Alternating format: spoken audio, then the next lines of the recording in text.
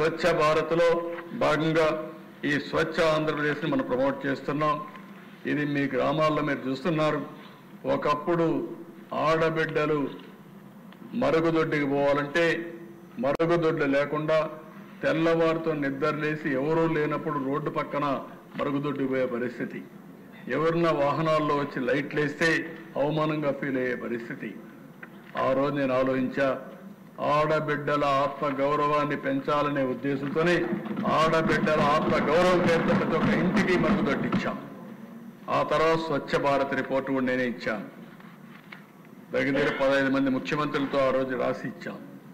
Government of India ఒక బ్రహ్మాండంగా ఒక డిపార్ట్మెంట్ క్రియేట్ చేసి స్వచ్ఛ భారత్కి నిధులు ఇచ్చే పరిస్థితికి వచ్చారు.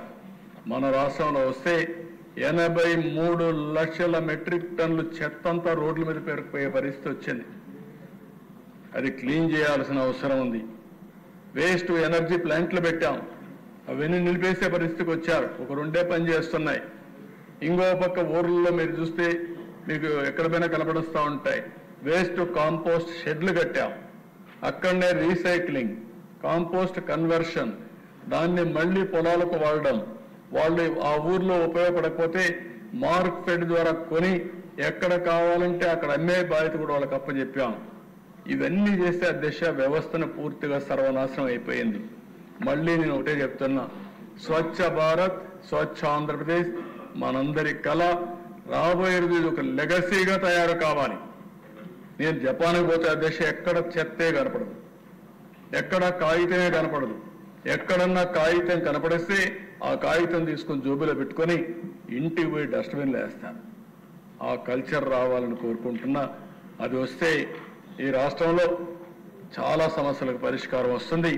రెండవది, ఆలోచన విధానం కూడా మారాలి. మనం అందరం కూడా తెల్లవారితో నిద్రలేస్తే నిన్న కూడా నేను చెప్పాను అధ్యక్ష, మనం టూరిజం రావాలనుకుంటున్నాం, ఇండస్ట్రీ రావాలనుకుంటున్నాం. ఇక్కడ మోసాలు చేస్తాం, తప్పులు చేస్తాం, బెదిరిస్తామంటే ఎవరు వస్తారు అధ్యక్ష? ఇక్కడ ఎవరు రారు. అందుకే మన ఆలోచన విధానంలో కూడా మార్పు రావాలి. నీతి నిజాయితీగా ఉండాలి, వర్క్ కల్చర్ ఉండాలి. చెప్పిన పని చేసినట్టే ఉండే పరిస్థితి వస్తేనే ఇవన్నీ సాధ్యమవుతాయి. అందుకే స్వచ్ఛ ఆంధ్రప్రదేశ్ యొక్క దీన్ని మళ్ళా ఒక ఉద్యమ స్ఫూర్తితో తీసుకుపోతాం.